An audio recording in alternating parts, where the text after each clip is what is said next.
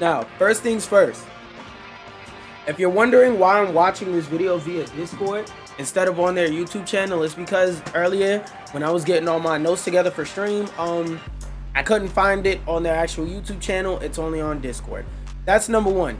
Number two, I want to say when it comes to being qualified enough to conversate about what their matchmaking looks like, I have been paying attention with Rivals Tracker open to the ranks of people that I get within my matches, and I want to say it's a completely different algorithm in quick play versus in ranked.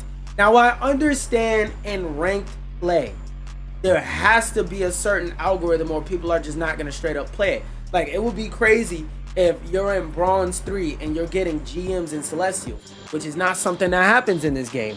But in quick play, you could be playing as a Bronze against a team full of GMs with a Celestial on it, and your team is all Bronze and Gold people. And I know this because every match for about the past 2 weeks or so, a little over the past 2 weeks, since they came out and officially said EOMM is not real, I've been pulling up Rivals Tracker every single match, looking at it, paying attention to the ranks that are not only their peak, the ranks that are on my team and on the enemy team, but the peak ranks. Because there have been a fuck ton of times where I see people be peak Celestial, currently GM, on a team against me. Like, there'll be times every once in a while where I'll get the Celestial on my team, but it's like, yo, why are people in such very far apart ranks on teams together in quick play? Like, it doesn't make any sense, but we'll address that more throughout the video as we watch it. And again, I'm watching it on Discord because it's not on YouTube. Hi Rivals, I'm Zuyong. We've heard your passionate feedback and ongoing discussions about matchmaking and ranking in our Rivals. Your voices matter, and we want to give you a transparent look into how these systems work. Make the SBMM harder in quick play. Quick heads up, any numbers used are for illustrative purpose only.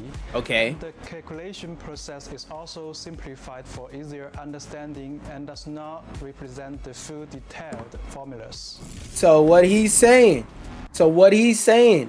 is don't take the exact numbers into account, take the general ideas. He's saying the exact numbers do not match this at all, but we know if we put numbers on the screen that have decimals and shit like that, your brain is gonna start so they're not gonna be there. This one is the one that I'm most interested in. How the fuck do you be calculating points? Because there will be matches where I'll be 199-1 and my fucking teammate will be 6-7, and I'll go in a history and check, and we'll have lost the same amount of points for a match. And I'm like, yo, they went negative, I went super positive, but I lose the same amount of points. What the fuck? Also, I don't understand why this is not the case. If I am in a ranked match and we surrender because of a leave, or if somebody leaves a match and we lose, we shouldn't lose any points. Period. We're playing with one less player. And also, earlier today, somebody left my match and we played through it. And the match ended and they point compensated me, but I lost my fucking chrono shield. Why am I losing my chrono shield on a point compensation match? That's another thing too. Excuse me. If we auto lose the match because of a lever, I should automatically get point compensated, and I shouldn't lose my fucking chrono shield if I have one. A competitive match, your score is calculated. The match is A times your base points plus 1 minus A times performance points. What the fuck are base points and what goes into those calculations? Right? I mean, not base points, performance points. Because my bigger question is, okay, based on my performance, I get more or less extra points, right? But what the fuck determines my performance points? Like, is it based on key stats? Is it based on KDA? Like, what the fuck is that made up of? There we go. Explanation. This depends on match outcome, win or loss, current competitive score, what the fuck is that? Average competitive score of the enemy team. What the hell? First, the match. So I get more or less points based on their what the fuck? Nigga, if I won, I won. What? Match result determines whether you gain or lose points. Which makes sense. You will gain points, lose and you will lose points. That part makes sense. That's simple. The difference between your competitive score and the enemy team's average competitive score affects how many points you gain or lose. If a player's competitive score is lower than that of the enemy team, the system recognizes that the player is challenging a stronger opponent. So from what I'm hearing is, if you're playing against a Smurf, basically you'll get rewarded more if you win. So if you're playing against a Smurf, like somebody who's level 17 silver 1, who's actually a celestial 1 above all on their main account, and you somehow manage to through some freakish act of nature beat them at silver 1 when they're really a celestial, then you'll gain more points. Let's say you'll gain 40 points instead of the standard 25 to 30. In this case, a victory will grant an extra bonus to the base points, while a defeat will result in fewer points deducted. Less penalties for losing, instant losses. When facing lower ranked teams. So if you a Smurf, it's harder to rank up, and if you good, it's harder to lose. Competitive score 3,500. Enemy teams average 3,500. Okay.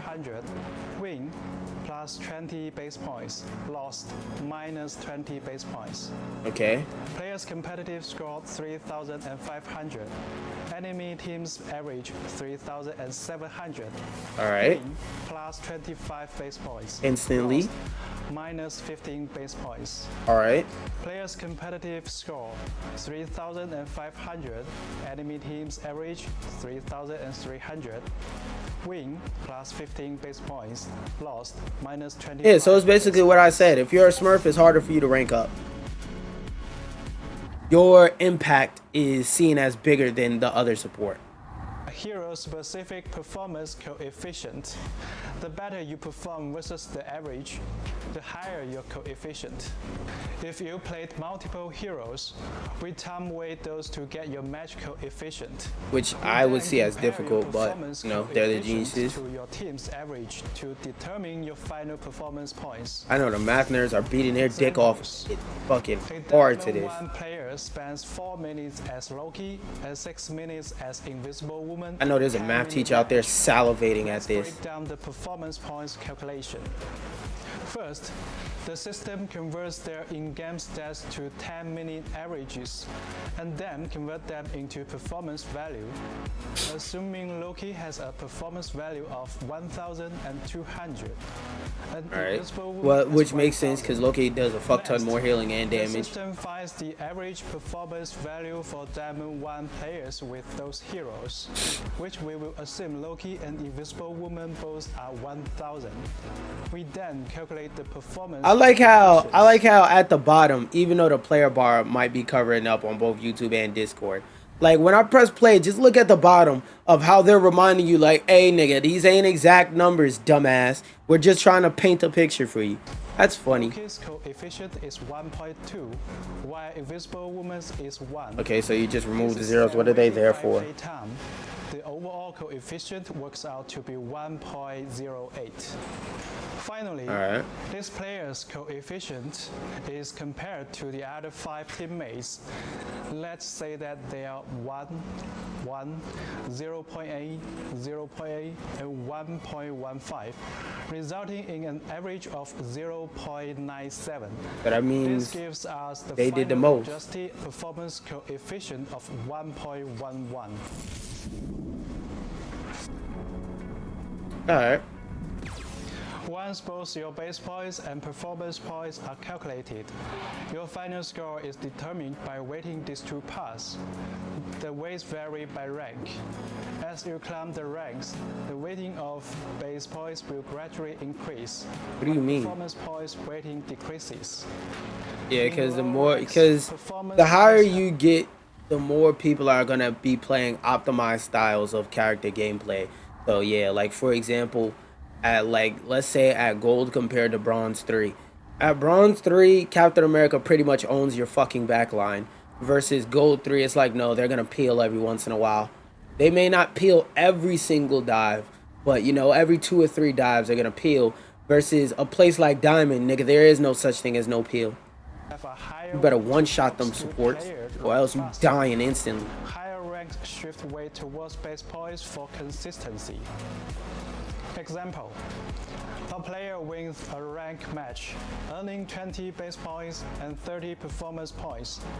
If the player is in silver, with a base point weight of 0.4 and a performance point weight of 0.6.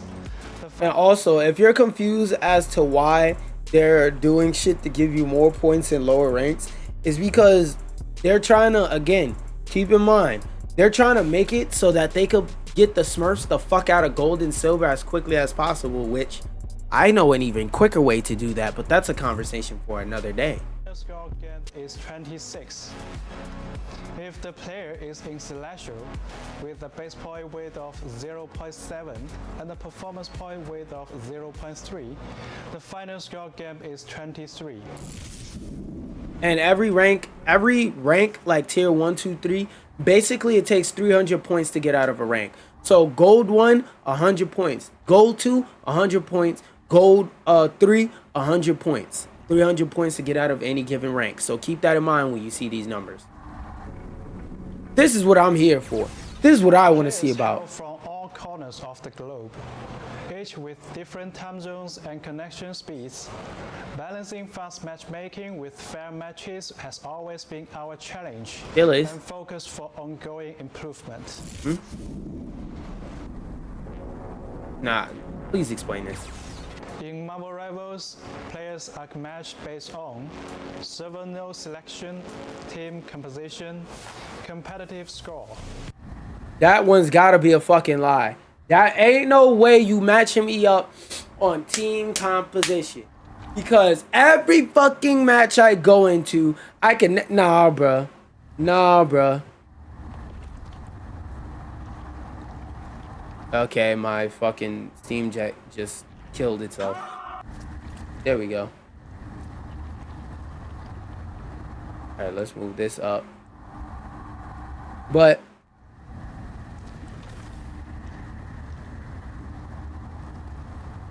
gonna play, yes or no? Ain't no way they said that they match people up based on team composition. Because every time I go into a match and I want to play DPS, 3 people pick DPS. When I go in a match and I want to tank, 3 people pick DPS. When I go in a match and I want to play support, 4 people want to play DPS. So, nobody ever plays tank. Ever. I go in a comp, I gotta threaten niggas. I gotta threaten to throw the match. I gotta say, I swear to God, if one of you niggas don't pick tank right now, I'ma hang myself and let this match play out. And I'm not going DC. I'ma move every 5 seconds just so that the game knows that I'm still here. So I can make sure you niggas hold this loss and take all the points from me. So no, this shit don't match up based on a fucking team composition. That is impossible. Everybody want to insta-lock DPS. Everybody want to click heads and they can't click heads. No, can't be. When I play support, when I play tank, I'm constantly looking back for the supports. I'm constantly making sure the supports is okay. If they got another dive tank or if they got a Black Panther, I'm looking for Black Panther. I'm looking for Spider-Man. So no. You will not match up people based on team composition. That's a lie from below the pit of hell. With an H-E-double-L. Not an H-E-L, with an H-E-double-L. That's a lie, nigga. Y'all niggas is lying talking about, oh, we match y'all up based on team composition. Then why am I always the only tank? Why did I become a tank? Because nobody wants to fucking pick tank. Everybody wants to pick DPS and not click heads. And then on top of that, when people do pick tank because they just know the team is supposed to have a tank, they want to be pussy and hide around corners. You have 600 700, 800, 1,000 health points. Press W. Hold your stick away from you, bro. Push your control stick away from you. Press W. You have 600 health. Walk forward. Walk forward. You have 2 supports and 600 health. Walk forward. Then what be making me so mad is when niggas play Venom and they be pussy. Venom basically has 1,000 health. At full health, he has access to 1,000 health. If you let your health get low and then you pop symbiotic resilience, that nigga basically has 2,000 health. Why the fuck are you of all characters scared? Doctor Strange, you have this big ass 800 health shield. If people are standing across the map shooting at you, you have this big ass 800 health shield. Walk forward, nigga. I don't know where they get that bullshit from. The system looks for opponents on your chosen server or servers. As wait time increases, the system gradually expands. Oh my god, Discord. Worried about adding ads into your goddamn service. Add some optimization back in. And lower ranks, helping you get into a match promptly. The expansion is kept to prevent unbalanced games. Once we have 12 players within the acceptable ranked range, the match is... That's all they must be checking. They must only be checking rank range. Because, again, y'all damn sure don't be doing it based off of no fucking, oh, what team composition? Like, what the fuck team composition are you niggas aiming for? Because it must be one tank, 3 DPS, 2 supports. Because that's what I got to run into unless I threaten niggas. Then I get chat banned for saying good team, guys. Teams are then arranged to minimize differences. I say good shit team, I get chat banned. But this person can call me a monkey back chicken eater, lip licker, fucking N-word. No chat ban. Alright, bro. Team matchmaking is based on team size. For fairness, a 6-player team will only face another. That I've been figured out. Finding an exact match can take time when taking into account all the factors, like competitive scores, server selection, etc. Since launch, 5-player teams have been disabled to protect solos. For other team size, the system opens up to more combinations as wait time increases. Which what the fuck? That is like, that's such a weird restriction to protect solos. Like, if I solo play and I queue up into a team of 5 solo randoms that call me slurs, what's the difference between queuing up into a team of 5 people on the same team calling me slurs? Like, how does that protect anybody?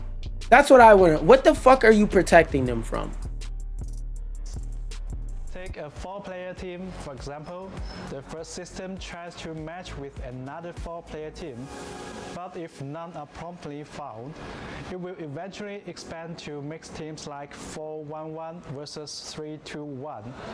Longer ways Penguin! broader I couldn't resist. scores ranges, and reaching the upper limit of the range can result in a difference 10-minute scores between the two teams. Yup, them 10-minute queue times. The matchmaking Especially, yo, dear God.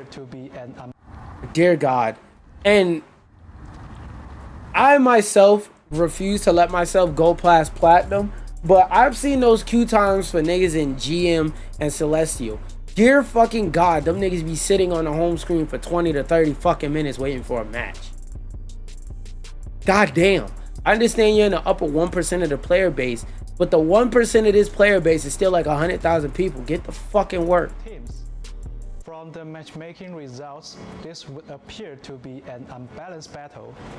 However, tightening the rules would mean much longer waits and a bad experience. Fair, because they realize that at the end of the day, if niggas gotta wait an hour for a fucking match, they're gonna be like, you know what, I'm good. I don't give a fuck anymore. I just want to play a different game.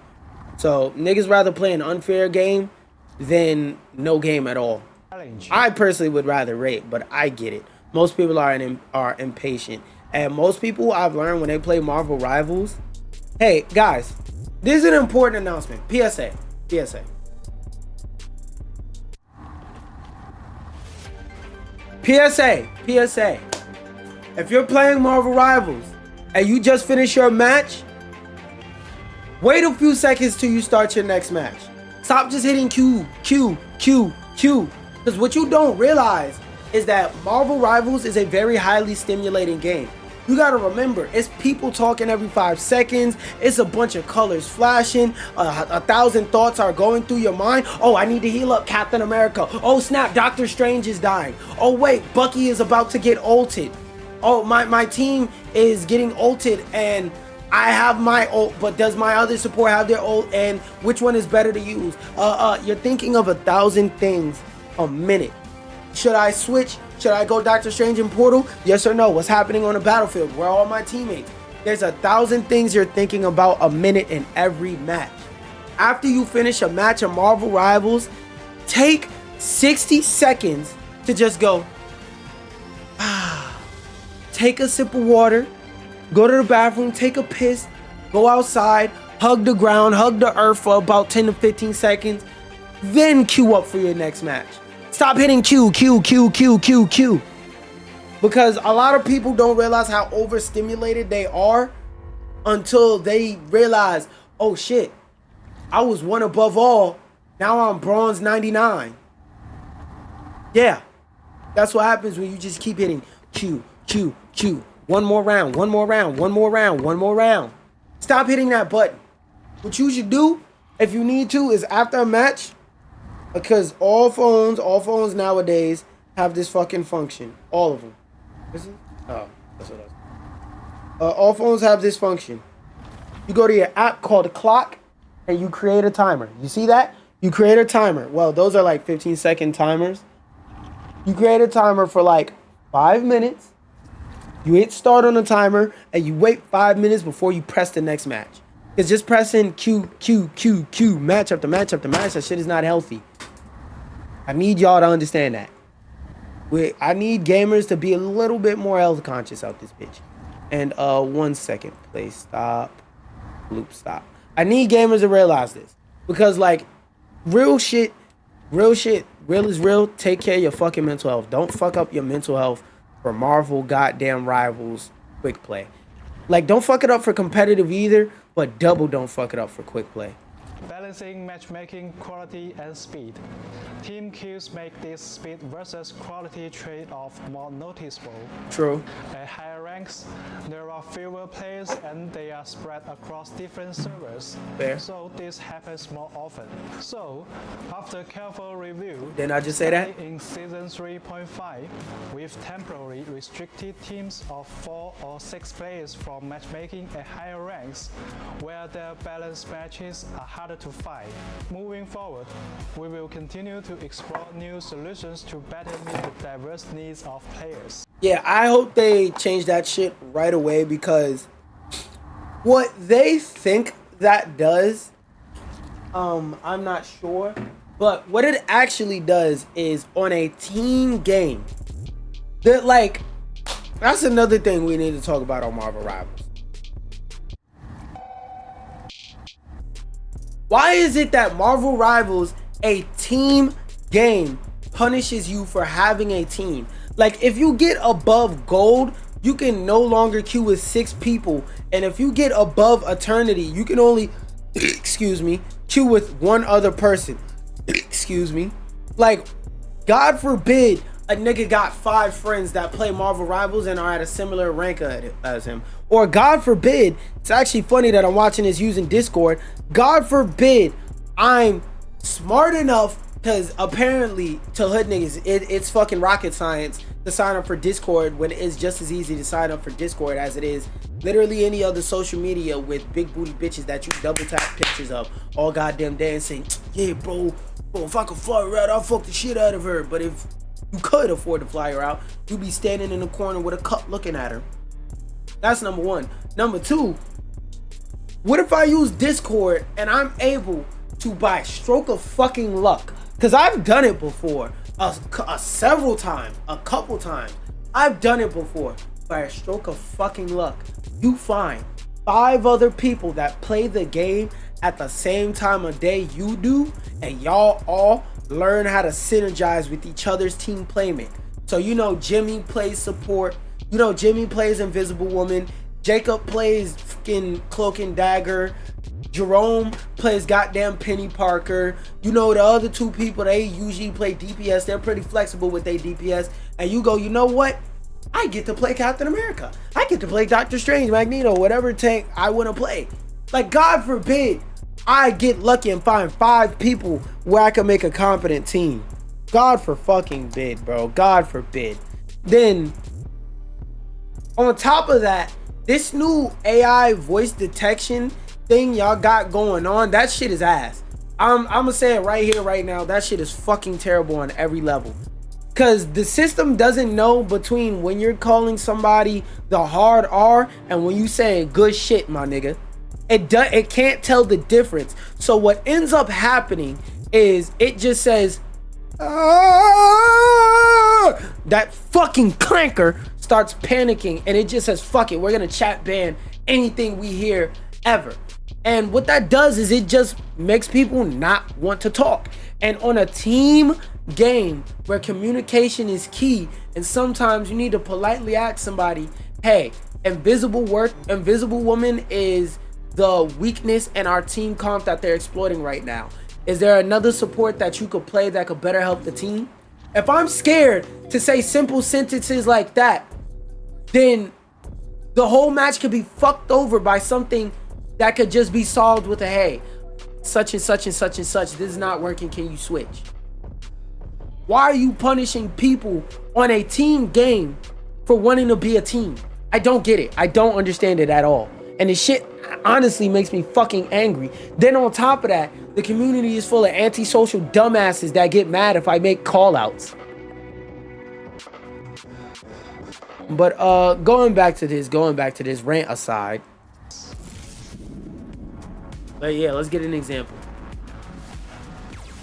To help you better understand how the matchmaking system works, here's an example scenario. Suppose player A teams up with player B and player C to queue for competitive. In this scenario, player A is Diamond 1, player B is Diamond 3, and C is Platinum 1. The average rank of this 3-player team is around Diamond 3. Okay. We select only the Oregon server node for matchmaking. Yup. Since there aren't enough teams of the same size and rank. Because this is a real thing. I've done this myself before, where we figure out which region has the best connection for everybody, and we connect to that one. Because there was a time a while ago, like this had to be in like season 2 or something like that, but a while ago where I played with some people that were in Europe, and if it wasn't for their accent, like in regards to the game's connection, I wouldn't be able to fucking tell that I was playing on European servers, because my shit was in the red for all the European servers. No lag for a single second in this game, which, by the way, I just gotta say, let's clap it up for this game having amazing fucking connection. I remember I was for a day, I'm not in the server anymore, and no, I'm not finna give you the name, go through Google, bitch nigga, but I joined the Lord Farming server for the day just to see how them niggas be acting, because like, to understand the mind of somebody, you have to be where they are, do what they do, even if it's just for a day.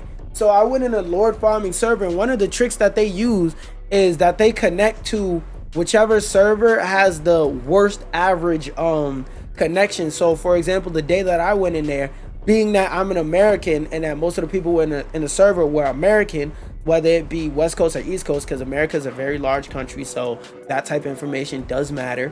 Whether they were West Coast or East Coast, we all connected to the Sao Paulo or the Sydney, Australia server. And when we queued in, we instantly got matches against each other. So, like I said, it's a matter of... Why does my belt keep coming unloose? What the fuck? So, it's a matter of, yeah. The connection on this game is fucking beautiful. Like, no matter what. I just wanted to give them props for that. Like, big props. Because I don't know what dark magic they did with the server connections, but I rarely had this game lag, and the few times I did lag in this game, it was universal lag. 9 more players who meet the criteria. These 9 players include another 3-player team with an average lag. And you know what's another thing I want to point out? This game treats you like you're in a different rank than you're in within your rank.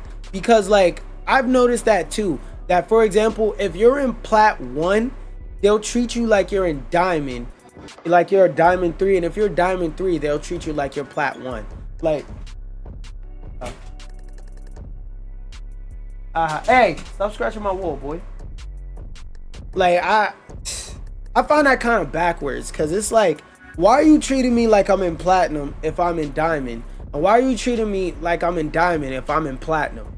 Like, that just feels unfair. Like, why make 3 separate tiers for every rank if you're just gonna treat me like I'm still in the previous or the next rank before I'm actually there? It doesn't make sense. Like, why tier it this way? Platinum 1, a 2-player team with an average rank of Diamond 2, and 4 solo players. Player D, Diamond 1, Player E, Diamond 2, Player F, Platinum 1, Player G, fucking Discord, bro. To ensure fairness, the system first places the 2 3-person teams on opposite sides. Then, the remaining team compositions are Side A, 3-player team plus 2-player team plus 1 solo player. This must what they mean by competition, because it damn sure ain't looking at what your average, like who you play the most. It damn sure ain't looking at that. Side B, 3-player team plus 3 solo players. Now, the exact team split is determined by the solo players to make both sides' average ranks as close as possible. The fairest division is Side A, 3-player team, Diamond 3 average, plus 2-player team, Diamond 2 average, plus Player F, Platinum 1. Side B, 3-player team, Platinum 1 average, plus Player D, Diamond 1, plus Player E. More proof for what I'm saying. They treat 3s and 1s the exact same. What the fuck is the middle rank for? Notable rank gaps within each side. For example, Side A's Player F, Platinum 1, and Side B's Player D, Diamond 1, each have a 2 to 3 division differences from their teammates. This means there can be internal team imbalances. Assume once the match begins, the role selections are as follows. Side A, the 3-player team picks a Vanguard Player A, Duelist Player B, and Strategist Player C. The 2-player team chooses a Vanguard and a Duelist. No, that's not how it works. It's gonna be Duelist, Duelist, Duelist, Strategist, Duelist, Strategist. Ain't nobody picking no fucking Vanguard. With his preferred role instead of filling the missing strategist slot. Yup. To balance the team, the Duelist Player B from the 3-player team fills as a strategist. That don't happen. Side B, Duelist mains don't switch. Where you get that from? Picks a Vanguard, Duelist, a strategist. Player D picks an additional strategist. Player E picks another Vanguard. Player G picks another Duelist. We believe that this is a situation many players have encountered before. In this case, Side B has a strategic advantage, as all 6 players are playing their main roles. On Side A, a Duelist main is forced to fill as a strategist. And the lowest ranked player is also playing Duelist, which may weaken the team's synergy. True. You hear that? Let me run that back. Take note of what he said. As all 6 players are playing their main roles, on Side A Duelist main is forced to fill as a strategist. And the lowest ranked player is also playing Duelist, which may weaken the team's synergy. You know why he's saying that? Because to be a duelist, it is difficult. To be a duelist, you gotta click heads. To be a duelist, you got a combo. To be a duelist, it is a mechanic test. The most mechanically intensive role is DPS. The most mentally difficult role is being a tank. Because some people think to be a tank just means to walk forward and get shot in your mouth. No, the point of a tank is to initiate combat scenario. That is your job, to start fights. That's why you have 700 health.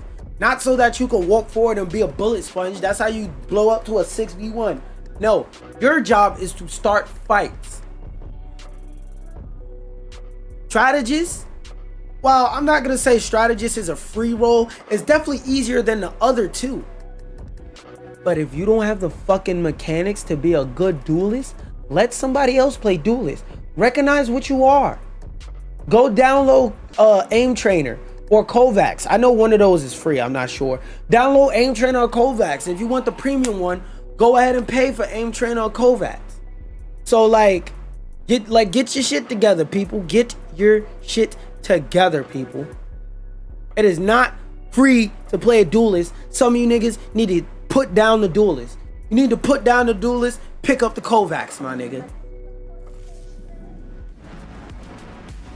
Yeah, what? Tell us about the FAQ.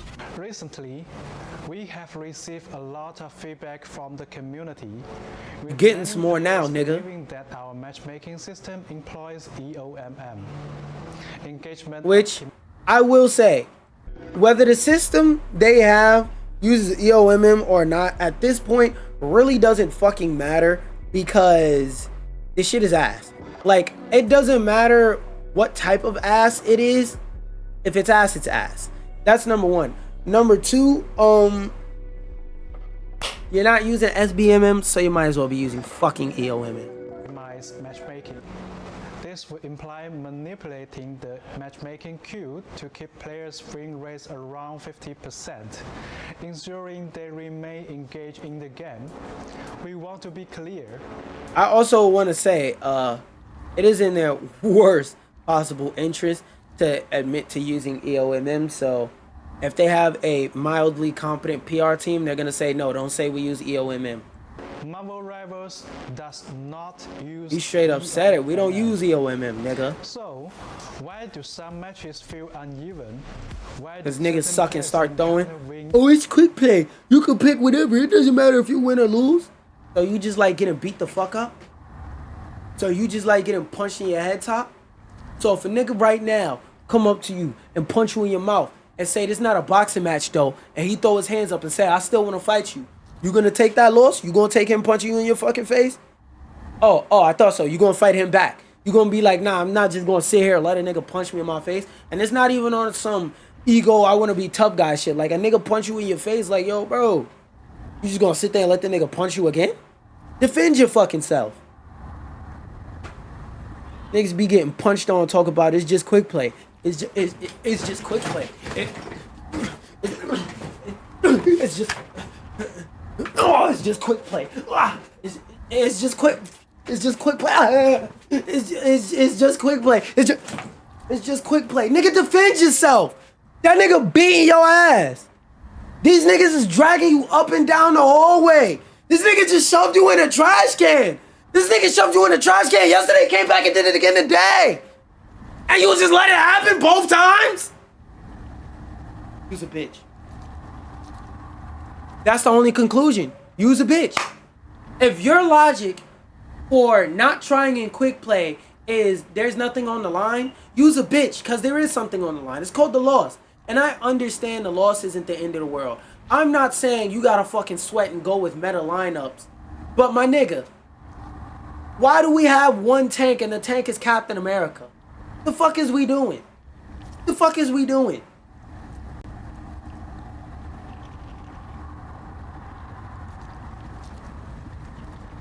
Alright, it's a lot of rants coming off today. A loss streaks.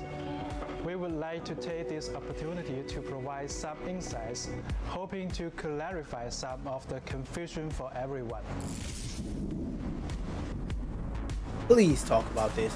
Because I've looked at it and this shit is terrible. In a competitive two-sided game, the fewer players on each side, the more accurately the competitive score reflects individual skill. However, as team size increases, this accuracy drops, since even if both teams have identical average scores, other factors like teamwork and coordination can sway the outcome. Additionally, because we don't lock roles, players might end up playing a role they are less comfortable with, which is just the way the game works. Potential.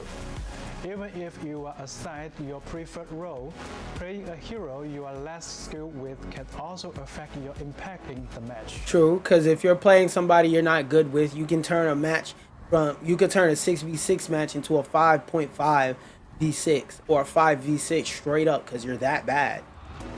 So, God forbid the nigga quit. Please don't. First, never add role queue. We believe that allowing players the freedom to play as their favorite superheroes and team up with others to create diverse creative team combos encourages more varied strategies and gameplay. True. Second, adding role-based... Because I also want to say, solo tanking is not the devil. So, well, actually, solo tanking is the devil. Let me revise this statement. Solo tanking is not 100% viable. It's viable, let's say, 20% of the time. That means 80% of the time there should be 2 tanks on the team. Just like, for example, 4 strategists is in an unviable team setup. Now, is it likely to be viable in the average match? Hell no. But does that mean it will forever be unviable? Also, fuck no. It's just a matter of understanding the situation. And generally speaking, the situation won't call for that. Also, you got to keep in mind, like something like 4 strategies. Somebody's going to be unwilling to switch to strategies. Point blank, period. Significantly increase queue times, while still failing to fully eliminate skill discrepancies between matches. Yeah, because we've already seen how role queue works in Overwatch, and basically, unless you pick duelist, I mean, when you pick duelist, you have a 2-year queue time. When you pick tank or strat or support, your queue is instant, which is not fair because, again, most dickheads who play this game are going to play duelist anyway. So to restrict them is counterproductive. There will be differences. Objectively, it's quite challenging to have an equal number of players across the 3 roles. Because somebody could be a strategist, man, and say, fuck it, now I want to play DPS. Competitive score ranges for each role would have to differ. Roles with fewer players would have lower competitive score thresholds, while roles with more players would require higher thresholds. This, meaning you will rank up faster, lead to greater variance in match quality. We are working to introduce more interesting vanguards and strategies in future updates. Please, that is what we need. Oh my god, that's the greatest fucking thing. That's the greatest thing he said this whole video. That they're trying to introduce more strategies. Clap it up again. Matter of fact, that's the best thing he said this entire video.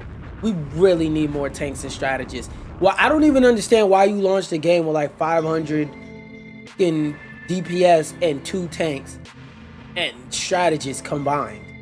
Like, it doesn't make any fucking sense. Take time to develop. True. Thank you for your patience.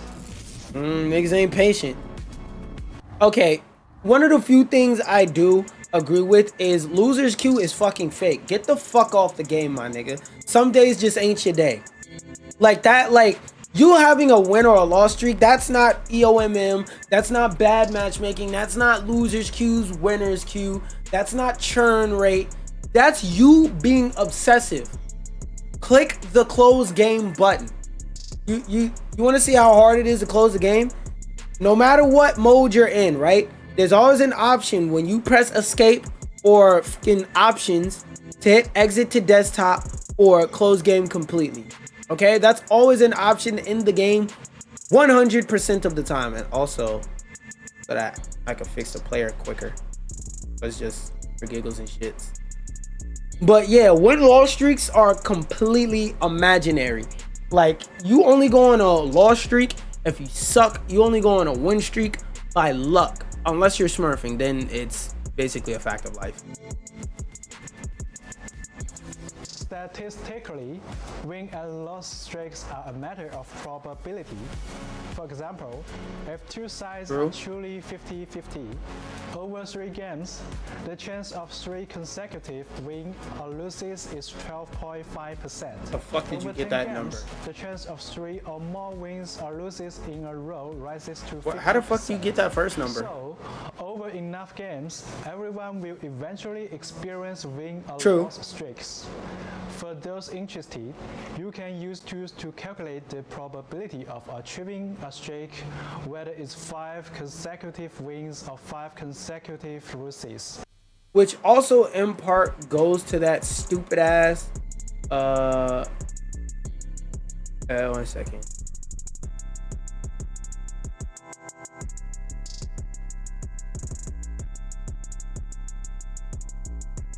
All right.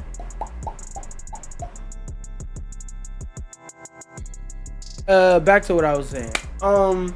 Yeah, eventually you'll have either a win streak or a loss streak. Eventually, that's true. Like I said, if you're smurfing, is just a fact of life. But yeah, that'll eventually happen. That's literally just a probability thing, because that's something that applies to every game. That's how I know that winner's queue, loser's queue is fucking stupid. Under different win rate scenarios over 10 matches. Of course, the game isn't pure math. True. Several in-game factors can increase the likelihood and impact of streaks. For example, being really good or being really bad. More pronounced. For example. Also, another thing I want to point out is that part of the human experience is you're going to notice the negatives way more than the positives. So you could go on a 25-game win streak and it won't feel better than how bad a 10-game loss streak is. Keep that in mind. And if you want to learn more about that, there's tons of scientific studies about that. I don't have to go into that. Scores are rarely perfectly balanced. So actually win rates may not be exactly 50%. They're usually under 40. Consecutively. That's why I always, when people look at win rates, I always find it like a funny thing. Because it's like, hey, looking at your win rate doesn't really fucking matter, because A, it doesn't separate your competitive win rate from your ranked win rate on your like main screen. That's number one. Number two, at the end of the day, win rate doesn't really fucking matter, because it doesn't determine your skill. Like, you could go and rank to have a 100% win rate because you're cheesing the system. But if you get put in a scrim game where you got to play against people who actually know how to play the game, your team is fighting a 5v6 because you fucking suck.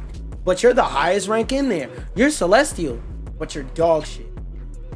I want that to always be kept in mind.